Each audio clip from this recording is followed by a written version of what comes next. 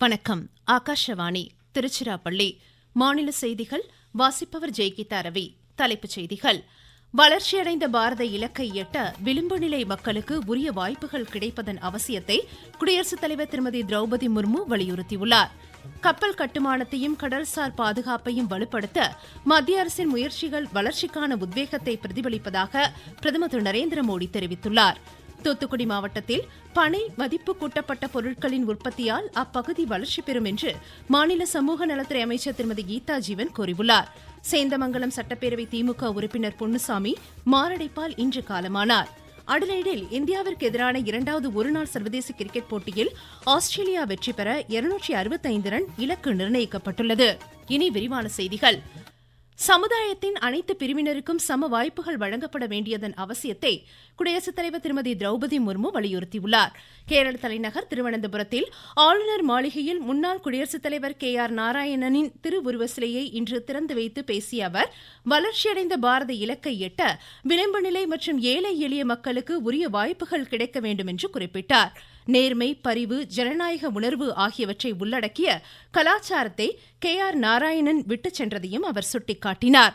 சமூகத்தின் வளர்ச்சிக்கு கல்வியே அடித்தளம் என்ற KR நாராயணனின் கூற்றை குடியரசுத் தலைவர் சுட்டிக்காட்டினார். நாட்டின் கப்பல் கட்டுமானத்தையும் கடல்சார் பாதுகாப்பையும் வலுப்படுத்த மத்திய அரசு ஒதுக்கியுள்ள $8 பில்லியன் நிதி உதவி வளர்ச்சிக்கான நமது உத்வேகத்தை பிரதிபலிப்பதாக பிரதமர் திரு நரேந்திர மோடி தெரிவித்துள்ளார். கப்பல் கட்டுமானம் தொடர்பான மத்திய அமைச்சர் திரு சர்பானந்த சோனாவாலின் கட்டுரையை சமூக வலைதளத்தில் பகிர்ந்துள்ள பிரதமர், தொழில் கட்டமைப்பு அடித்தளத்துடன் இந்தியாவில் தயாரிப்போம் இயக்கம் மூலம் நவீன துறைமுகங்களை உருவாக்கும் முயற்சிகளை இக்கட்டுரை எடுத்துரைப்பதாக குறிப்பிட்டார். அடுத்த தலைமுறைக்கான சரக்கு சேவை வரி சீர்திருத்தங்கள் பொருளாதார வளர்ச்சியை மேம்படுத்துவதாகவும் பிரதமர் சுட்டிக்காட்டினார். நாட்டின் வாகன ஏற்றுமதி இந்த ஆண்டு 31.4 லட்சம் அலகுகளாக அதிகரித்து சாதனை படைத்திருப்பதாகவும் பிரதமர் குறிப்பிட்டார். மலேசிய தலைநகர் கோலாலம்பூரில் வரும் 26ஆம் தேதி தொடங்கவுள்ள 47வது ஆசியான் உச்சிமாநாட்டில் பிரதமர் திரு நரேந்திர மோடி காணொலி மூலம் பங்கேற்கிறார். ஆசியான் தலைமை பொறுப்பை ஏற்றுள்ள மலேசிய பிரதமர் அன்வர் இப்ராஹிமுக்கு வாழ்த்து தெரிவித்துள்ள பிரதமர், ஆசியான் உச்சிமாநாடு வெற்றி பெற வாழ்த்தியுள்ளார். இந்தியா ஆசியான் உறவுகள் மேம்படுத்துவதற்கான தமது ஆதரவை தெரிவித்ததோடு விரிவான அரசியல் பங்களிப்பை வலுப்படுத்துவதற்கான நடவடிக்கைகள் அர்ப்பணிப்புடன் மேற்கொள்ளப்படும் என்று உறுதியளித்தார். பிரதமர் இன்று மாலை பீகார் மாநில பிஜேபி மற்றும் தேசிய ஜனநாயக கூட்டணி தொண்டர்களிடையே காணொலி மூலம் கலந்துரையாடுகிறார். இதனிடையே மகா கூட்டணி சார்பில் முதலமைச்சர் வேட்பாளராக ராஷ்டிரிய ஜனதா தள் தலைவர் திரு தேஜஸ்வி பிரசாத் யாதவ் அறிவிக்கப்பட்டுள்ளார். தூத்துக்குடி மாவட்டத்தில் பனை சார்ந்த மதிப்பு கூட்டப்பட்ட பொருட்களை தயாரித்து விற்பனை செய்தால் பனை தொழில் மேம்படும் என்று மாநில சமூக நலத்துறை அமைச்சர் திருமதி கீதா ஜீவன் தெரிவித்துள்ளார். வேம்பாரில் சிறு நடுத்தர தொழில் நிறுவனங்கள் துறை சார்பில் மதிப்பு கூட்டப்பட்ட பனை பொருட்கள் உற்பத்திக்கான கட்டடத்திற்கு இன்று அடிக்கல் நாட்டி பேசிய அவர், தரமான கருப்பட்டி உற்பத்தி செய்வதோடு பனங்கற்கண்டு, பதநீர் போன்றவற்றை பதப்படுத்தி பாக்கெட்டில் அடைத்து விற்பனை செய்வதன் மூலம் அனைவரும் பயன்பெற முடியும் என்றார். இதன் மூலம் பனை தொழில் முன்னேற்றம் அடைவதோடு அப்பகுதியும் வளர்ச்சியடையும் என்றார். இதனைத் தொடர்ந்து சீரா புராணம் இயற்றிய உமறு புலவர் பிறந்த தினத்தை முன்னிட்டு எட்டயபுரத்தில் உள்ள அவரது மணிமண்டபத்தில் அமைந்துள்ள தர்காவில் அமைச்சர் மாலை அணிவித்து மரியாதை செலுத்தினார்.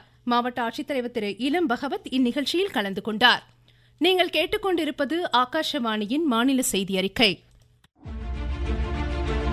நாட்டு மக்களுக்கான வரலாற்று சிறப்புமிக்க மோடி அரசின் தீபாவளி பரிசு சரக்கு மற்றும் சேவை வரி குறைப்பு. மருத்துவம் மற்றும் ஆயுள் காப்பீட்டிற்கான வரி முழுமையாக ரத்து. 36 உயிர்காக்கும் மருந்துகள், அடுத்த தலைமுறைக்கான சீர்திருத்த நடவடிக்கைகளில் மாணாக்கர் பயன்படுத்தும் கல்வி உபகரணங்கள் மீதான வரி ரத்து. வீட்டு உபயோக மின்னணு பொருட்களுக்கு வரி குறைப்பு. பால் பொருட்கள் மீதான வரி 12% 5% குறைப்பு. வேளாண் இயந்திரங்களுக்கான வரியும் 5% குறைப்பு. வளர்ச்சியடைந்த இந்தியாவிற்கான பயணத்தில் நரேந்திர மோடி அரசு தொடரும் சீர்திருத்த நடவடிக்கைகள். நாமக்கல் மாவட்டம் சேந்தமங்கலம் சட்டப்பேரவை தொகுதி திமுக உறுப்பினர் பொன்னுசாமி மறைவிற்கு முதலமைச்சர் திரு மு.க. ஸ்டாலின் இரங்கல் தெரிவித்துள்ளார். அன்னாரது மறைவு அத்தொகுதி மக்களுக்கும் திமுகவிற்கும் பேரிழப்பாகும் என கூறிய முதலமைச்சர் அவரது குடும்பத்தினருக்கும் ஆறுதல் தெரிவித்தார். தற்போது நடுக்கோப்பை ஊராட்சி புளியங்காடு கிராமத்தில் பொதுமக்கள் பார்வைக்காக பொன்னுசாமியின் உடல் வைக்கப்பட்டுள்ளது. கொல்லிமலை வட்டம் சோளக்காடு பகுதியைச் சேர்ந்த பொன்னுசாமி 2006-2021 சட்டமன்ற தேர்தல்களில் சேந்தமங்கலம் தொகுதியிலிருந்து தேர்ந்தெடுக்கப்பட்டவராவார். முன்னதாக இன்று காலை உடல்நலக்குறைவு காரணமாக தனியார் மருத்துவமனையில் அனுமதிக்கப்பட்டிருந்த அவர் மாரடைப்பால் காலமானார். அன்னாருக்கு வயது 74. வங்கக்கடலில் நிலை கொண்டிருந்த ஆழ்ந்த காற்றழுத்த தாழ்வு பகுதி தற்போது காற்றழுத்த தாழ்வு பகுதியாக வலுவிழந்து வடக்கு உள் தமிழகம் மற்றும் தெற்கு உள் கர்நாடகத்தில் நிலை கொண்டுள்ளதாக சென்னை வானிலை ஆய்வு மையம் தெரிவித்துள்ளது. இது அடுத்த 24 மணி நேரத்தில் மேலும் வலுவிழக்கக்கூடும் என இம்மையம் கூறியுள்ளது. திருவண்ணாமலை மாவட்டத்தில் செண்பகத்தோப்பு அணை நிரம்பி உபரி நீர் திறக்கப்பட்டுள்ளதால் நாகநதி, கமண்டல நாகநதி கரையோர மக்களுக்கு வெள்ள அபாய எச்சரிக்கை விடுக்கப்பட்டுள்ளதாக எமது செய்தியாளர் தெரிவிக்கிறார். திருவண்ணாமலை மாவட்டத்தில் பெய்து வரும் தொடர் கனமழையால் மாவட்டத்தில் உள்ள நீர்த்தேக்க அணைகள் அனைத்தும் நிரம்பி ஆற்றில் தண்ணீர் திறக்கப்பட்டுள்ளதால் வெள்ள அபாய எச்சரிக்கை அறிவிக்கப்பட்டுள்ளது. 119 அடி முழு கொள்ளளவு கொண்ட சாத்தனூர் அணை நீர்மட்டம் இன்று நண்பகல் நிலவரப்படி 113.05 அடியாக உள்ளது. ஆற்றின் கரையோர பகுதி மக்கள் பாதுகாப்பாக இருக்குமாறு வெள்ள அபாய எச்சரிக்கை அறிவிக்கப்பட்டுள்ளது. இதேபோன்று ஜவாதிமலை பகுதியில் பெய்து வரும் கனமழையின் காரணமாக செய்யாற்றின் குறுக்கே கட்டப்பட்ட 59.04 அடி முழு கொள்ளளவு கொண்ட குணத்தானை தற்போது நீர்மட்டம் 51.17 அடியாக உள்ளதால் இப்பகுதி கரையோர மக்களுக்கு வெள்ள அபாய எச்சரிக்கை அறிவிக்கப்பட்டுள்ளது. திருவண்ணாமலை என் ரவிச்சந்திரன். இதனிடையே மழை முன்னெச்சரிக்கை நடவடிக்கையாக திருவண்ணாமலை மலை அடியாறு பகுதிகளில் தடுப்பு சுவர்கள் கட்டப்பட்டு மேற்கொள்ளப்படும் சீரமைப்பு பணிகளை மாவட்ட ஆட்சித்தலைவர் திரு தர்பகராஜ் இன்று ஆய்வு செய்தார். சென்ற ஆண்டு பெஞ்சல் புயலின் போது மண் சரிவு ஏற்பட்ட இடத்தின் மண்ணின் தன்மை குறித்தும் அவர் கேட்டறிந்து முன்னேற்பாட்டு பணிகள் குறித்து ஆலோசனை மேற்கொண்டார். கன்னியாகுமரி மாவட்டத்தில் தொடர் மழை காரணமாக பிரதான அணைகளின் நீர்மட்டம் உயர்ந்து வருகிறது. தாமிரபரணி, பரளியாறு, கோதையாற்றில் தண்ணீர் கரை புரண்டு ஓடுகிறது. குளித்துறை சப்பாத்தி கவாலத்தில் போக்குவரத்திற்கு தடை விதிக்கப்பட்டுள்ளது. பேச்சிப்பாறை, பெருஞ்ஞானி அணைகள் வேகமாக நிரம்பி வருகின்றன. திருவாரூர் மாவட்டத்தில் மேற்கொள்ளப்படும் பேரிடர் கால முன்னெச்சரிக்கை நடவடிக்கைகளை மாவட்ட கணிப்பாய்வு அலுவலர் திரு ஆனந்த் இன்று ஆய்வு செய்ததாக எமது செய்தியாளர் தெரிவிக்கிறார். திருவாரூர் நெடுஞ்சாலைத்துறை அலுவலகத்தில் தயார் நிலையில் வைக்கப்பட்டுள்ள பேரிடர் மேலாண்மை பணிகளை கணிப்பாய்வு அலுவலர் மற்றும் மாவட்ட ஆட்சித்தலைவர் நேரில் ஆய்வு செய்தனர். மணல் மூட்டைகள், மரம் அறுக்கும் இயந்திரங்கள், சவுக்கு மரம், ஜெனரேட்டர்கள், பொக்லைன் உள்ளிட்ட தளவாட பொருட்களையும் அவர்கள் ஆய்வு செய்தனர். வானொலி செய்திகளுக்காக திருவாரூரில் இருந்து ஆர். விஜயகுமார். கிருஷ்ணராஜசாகர் அணையிலிருந்து 40,000 கன அடி தண்ணீர் திறக்கப்பட்டுள்ளதால் ஒகேனக்கல் காவிரி கரையோர பகுதியில் வசிக்கும் மக்களுக்கு வெள்ள அபாய எச்சரிக்கை விடுக்கப்பட்டுள்ளது. சேலம் மேட்டூரில் கடந்த 2 நாட்களாக பெய்த கனமழை காரணமாக எம்ஜிஆர் நகர் பகுதியில் வீடுகளுக்குள் மழை நீருடன் கழிவு நீரும் புகுந்துள்ளதால் அப்பகுதி மக்கள் பாதிப்படைந்துள்ளனர். இதன் காரணமாக சுகாதார சீர்கேடு ஏற்பட்டு நோய் தொற்று வரக்கூடும் என்பதால் காய்கனிகளின் அடைப்பை சரி செய்து தூர்வார நடவடிக்கை எடுக்க வேண்டும் என பொதுமக்கள் கோரிக்கை விடுத்துள்ளனர்.